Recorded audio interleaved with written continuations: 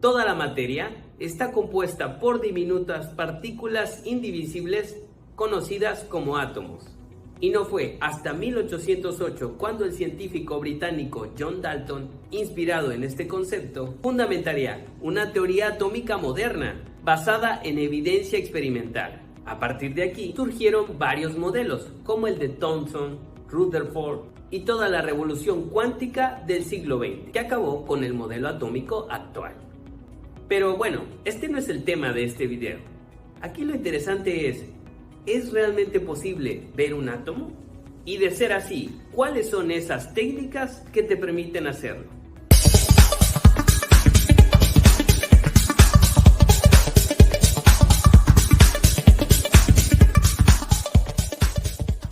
Bienvenidos chicos a un nuevo video. Antes de iniciarlo todo, ¿cuánto mide un átomo? La medida de un átomo varía según el elemento. Echemos un vistazo a la tabla periódica. Si hablamos de los átomos de elementos no metálicos, como el flúor, oxígeno o cloro, estamos hablando de radios atómicos de aproximadamente 0.5 angstroms. Por lo que si tenemos en cuenta que 10 angstrom es igual a un nanómetro, tenemos átomos de 0.05 nanómetros, algo extremadamente pequeño.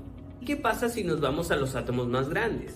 Tenemos átomos de 2.5 angstrom, por lo que seguimos tratando con átomos muy pequeños. Pero bueno, podríamos intentar ver alguna muestra en el microscopio, deberíamos poder ver todos estos átomos y olvidarnos del problema. Sin embargo, hay un pequeño detalle, llamado límite de resolución.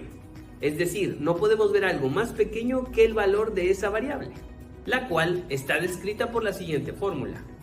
Veamos un poco de sus componentes. La lambda es la longitud de onda. Por otro lado tenemos el valor de n y el seno del ángulo.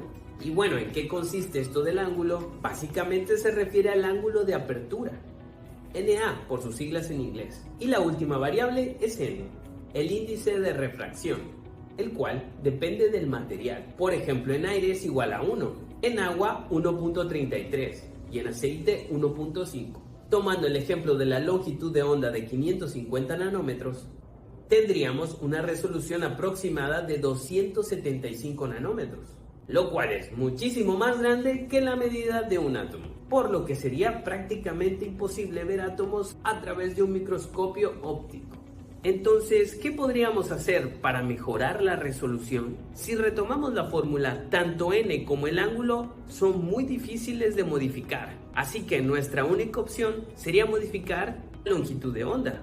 Por ejemplo, podríamos aumentarla e irnos al rango de infrarrojos, pero esto también aumentaría la resolución máxima hasta 425 nanómetros, y eso no es lo que necesitamos. Quizá podríamos reducirla al ángulo del ultravioleta y conseguir una resolución de unos 75 nanómetros.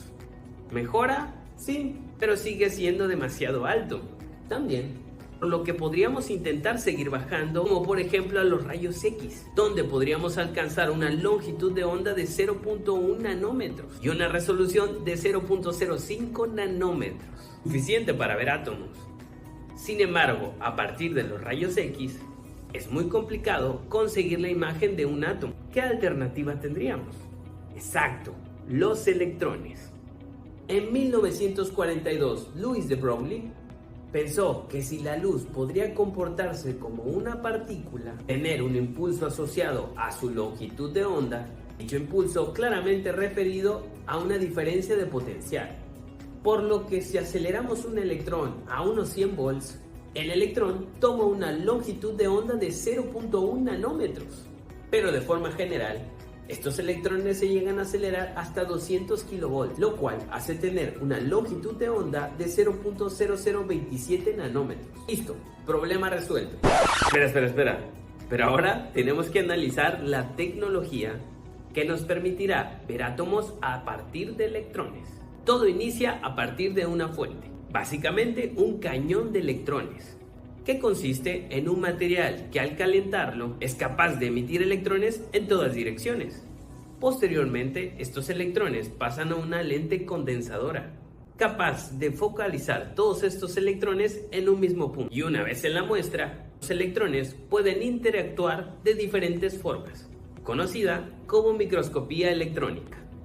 Dentro de estas tecnologías también se encuentra la microscopía de barrido por sonda, la cual utiliza una sonda extremadamente fina que realiza una exploración de la superficie a nivel nanométrico, y estas interacciones generan una imagen detallada de la muestra.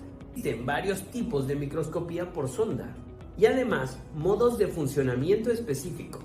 Pero regresando a la pregunta, ¿es posible ver un átomo? ¡Sí!